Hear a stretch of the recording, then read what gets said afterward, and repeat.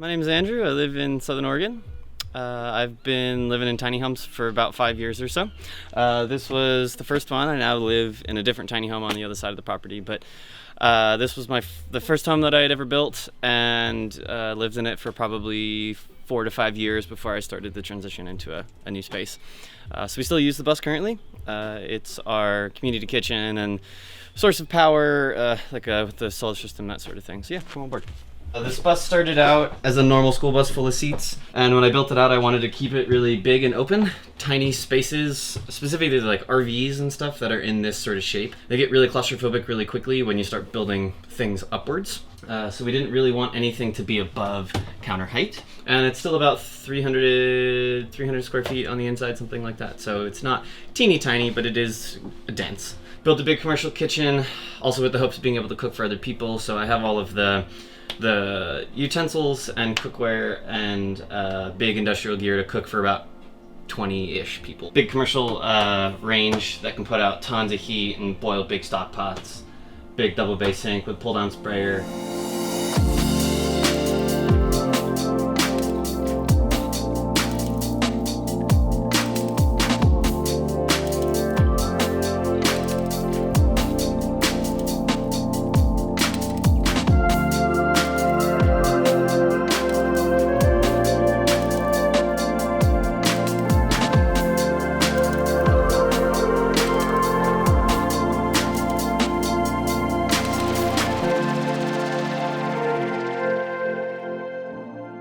Coming into the middle of the bus, again, it's currently in sort of transition and construction space. The back has been the bed space, seated lounge sort of area. It can flip up between two different styles. These all come up and there's supports underneath so that you can make it into one big bed if you want. Otherwise, we would simply put a queen-size bed in the back when it was just Atlas and I, my partner, living in here. And then eventually we'll have a big roll-up door right here so you can essentially open the whole side of the bus to the outside with a little staircase going down. In all the time that we lived here in this bus, it got a little hard in the winters because it was cold and it's not super well insulated, and that's something that'll change in the rebuild as well. But in general, it was a really lovely space. I haven't paid rent in five years or so, which has been life-changing. I'm not constantly shelling out money to give to someone, and then therefore I still work like a dog, but I don't have to be working just to make my rent paycheck to keep afloat. When I work really hard, I get to keep most of it.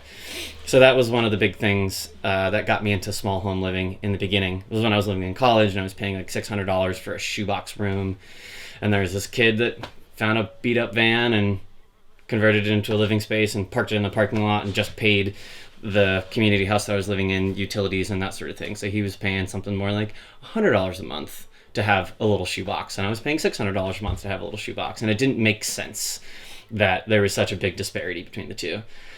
So I lived out of a station wagon for a while after moving to the West Coast, and the school bus probably followed a year and a half after that experience. But yeah, it just kind of became principle that there wasn't a dramatic difference to me between living in a small space that's constructed yourself and owned by yourself versus renting a small space from somebody else. Now granted, there are clearly things about homes that are nice that aren't always completely replicated by a tiny home. Stuff like central heat.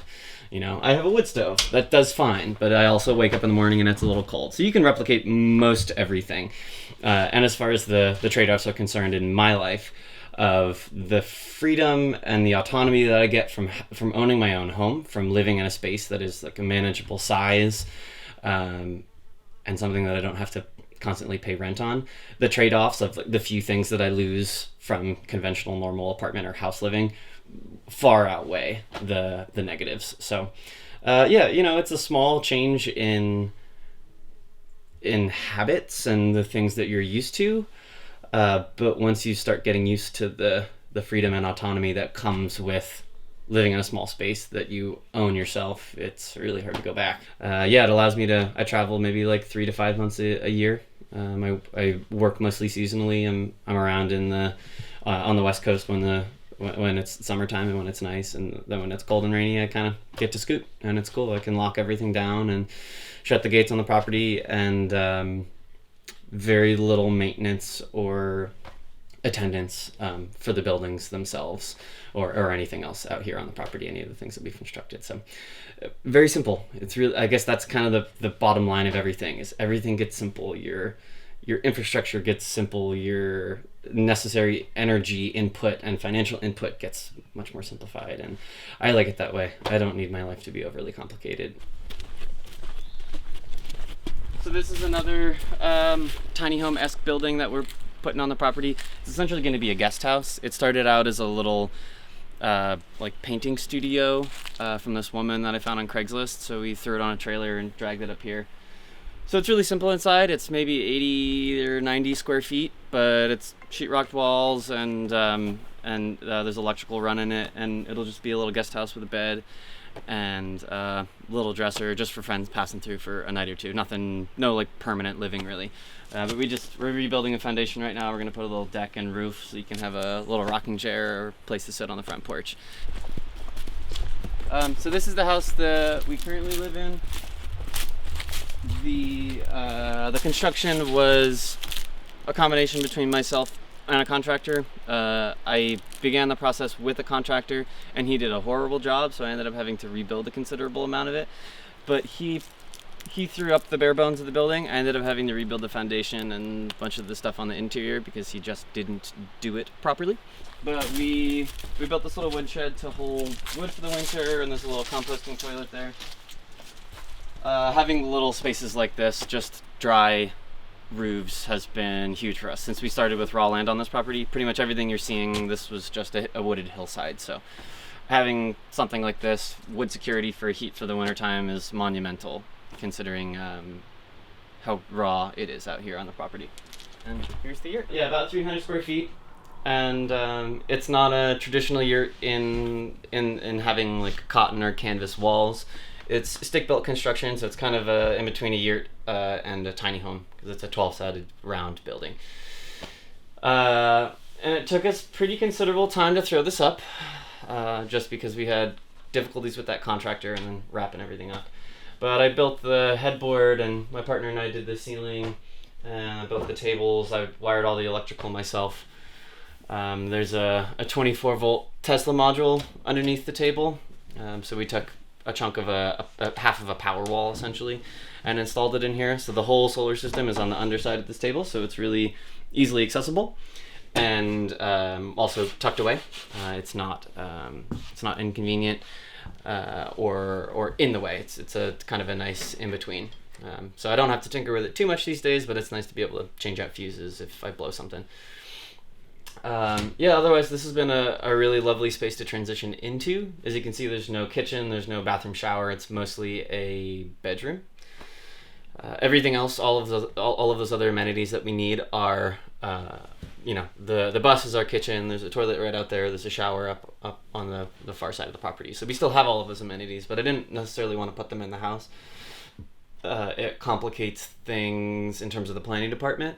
It's much easier to convert this space into a non-living space when you throw a flushing toilet and other complicated systems like that. It's hard to pull out. Now granted, the electrical is very much permanent and unmoving, but I felt that it was going to be easier this way, like legally speaking. And then otherwise, I've never been a fan of bathrooms in tiny homes. It feels like it's way too claustrophobic of a space to be having your bed and within an arm's distance there's a toilet.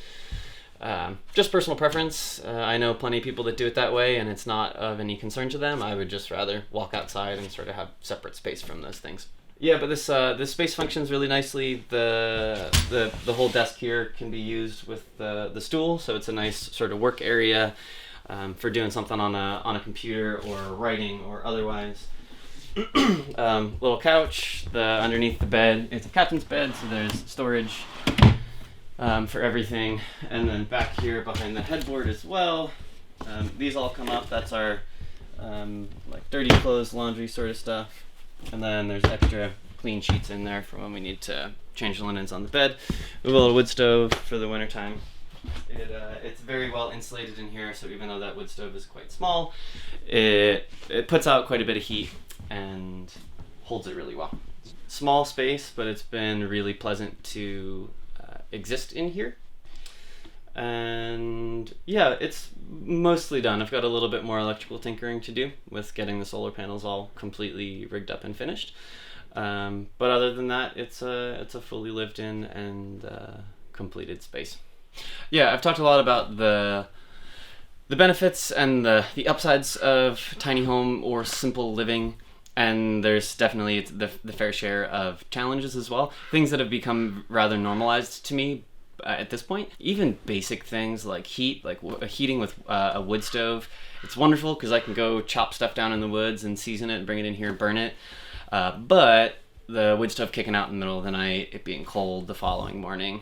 Now, granted, you can mitigate those problems with propane heaters and that sort of stuff, but I've never taken that extra step, so it makes winter living just a little bit rougher. You can say sort of the same thing for solar power. Granted, lithium-ion technology and like this Tesla module has really changed stuff, but over the years I've lived off of lead-acid batteries, and especially in the wintertime when there's less sun, you're turning the power off every single night, which complicates things with refrigeration. Then, kind of like I described of not wanting to put bathroom and shower inside. 80% of the time, that's great, and that is the way that I want it. But if it's the winter time and it's rainy and it's cold outside and my toilet is a 30-foot walk out that way, just to go to the bathroom requires putting on a pair of boots and throwing on a jacket, and then you're covered, but still it makes the little everyday things a little bit more annoying. Certainly not as convenient. When I go stay at someone's house, passing through, visiting, something like that, and I can, when the weather is bad outside, you can just walk barefooted down to the bathroom in the middle of the night to take a pee. It's really quite nice. Much of my life really is outdoor based, or at least there's, you have to walk between one space to the next. There's always some connection to the nature. So you live really close to it. You live very much in step with it. And nature's not always nice. The nature can be really rough too. So when you're living so close to it, you get both aspects of it. I get the sunshine and the rain, and I kind of have to experience both of them in that same way. I'd say the other like huge drawback or challenge, and again there are ways to get around this, but legalities and planning department related challenges. Planning departments hate tiny homes. Most people know that. That's why tiny homes on trailers are successful-ish, because you mitigate a lot of the legal stuff by having it be a temporary building, but you're still not really supposed to be living in it. And I've had plenty of headaches over the years with planning department and code enforcement sort of stuff. We've sort of, you have to have good relations with your neighbors and show to them that you're a responsible adult. Otherwise, it can be really easy to get harassed. I would say more than anything, actually, that's the biggest drawback of living in the way that I do, is being harassed by one neighbor and specifically that just doesn't agree with my lifestyle. And it's just, getting paperwork in the mail for violations or otherwise. I've been able to avoid all of that. I've never actually received a complete fine. I've gotten lots of warnings of violations, but I've somehow made well with the planning department in some capacity, and they have a pretty good understanding of what's going on out here. Yeah, that's a really, really hard one to get over. Make well with your neighbors, or don't live on a road. I mean, frankly, I think anyone with a reasonable amount of tolerance and a desire to live simply or live closer to nature in some capacity can thrive in a situation like this. It does take some getting used to. Kind of like I said, the little things like walking to the bathroom or your stove burning out in the middle of the night. There is a period where that is uncomfortable and you probably won't like it. And after doing it long enough, it just becomes normal. The little extra discomfort kind of becomes comfortable eventually. Young people that don't want to get strapped down with a big mortgage and you feel like you're paying out your whole paycheck to your rent, like that was a really huge thing for me that I've introduced to a lot of other younger people over the years is, hey, you don't have to do it that way. That's the contemporary way. And like years ago with our parents' generation, there was much less of a disparity between the cost of a house and the annual salary of someone. It was much, my father bought his first house at 27 or something. That's when he got his first mortgage. And I think the house cost them like $60,000 or $70,000. It was really, really affordable. Granted, that money back then was more than it is now, but still, the amount of money he was making versus how much the house cost was reasonable. These days, it's just nuts.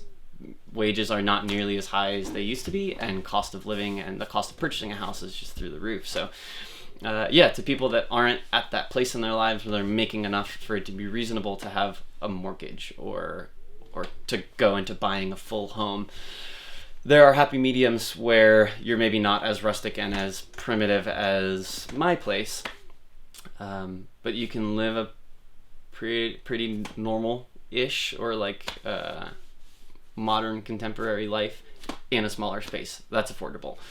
So your mortgage isn't $250,000 to have a house. Maybe it's 50. And eventually you'll pay that thing off and then have equity.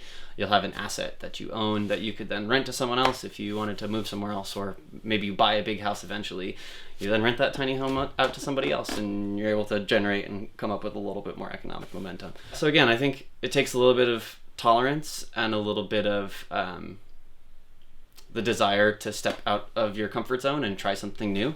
But I do believe that anyone could give this a crack. You know, you figure out the specific sort of niche that you fall into, what your tiny home would look like, where it's parked, what sort of amenities you have access to. It's been a hugely successful part of my life of not having to pay rent and not having to be on leases and that sort of thing. And I super encourage other people.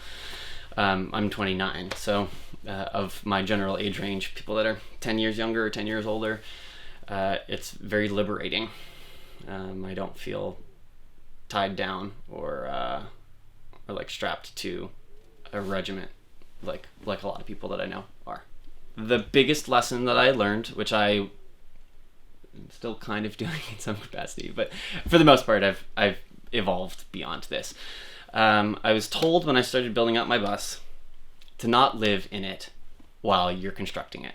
And I was stubborn and young and decided to not listen to this friend of mine who had lived in many vehicles and tiny homes and things over the years. Turns out he was so right. Living in a construction zone sucks. Not only is it not comfortable and enjoyable, but it slows down your work progress too. So it works against you from both sides. Your quality of life diminishes because you're living around sawdust and metal shavings and tools and all sorts of stuff.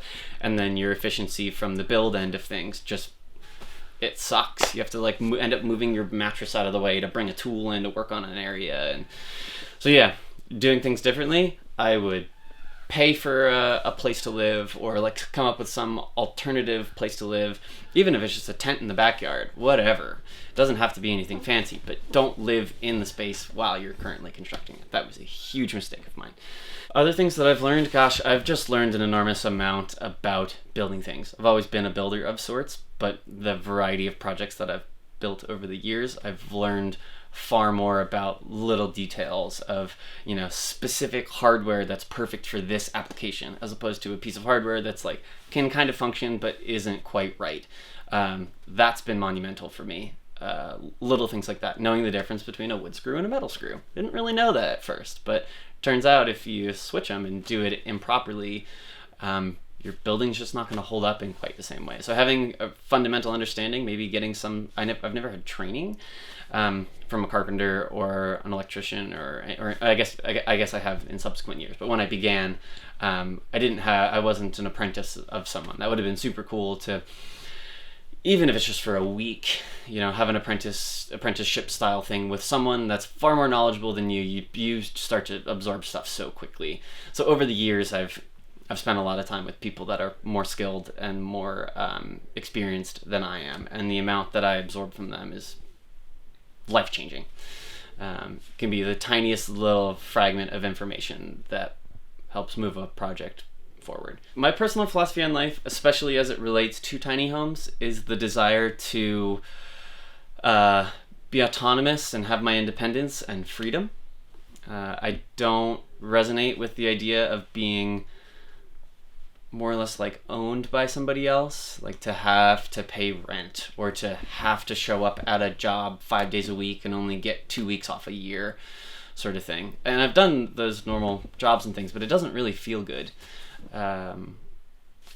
Building my own life and being able to steer the wheel of my own life every single day, it just, something about it, it's liberating. It's fulfilling and satisfying in a totally different manner, even though my life is arguably way more challenging and I work way more doing it this way than I would if I were to just get an apartment in town and work a normal job and all that. There's some sort of like psychological difference to me where I feel trapped, and I don't feel like I have the ability to spread my wings and really fully step into my genuine expression of self.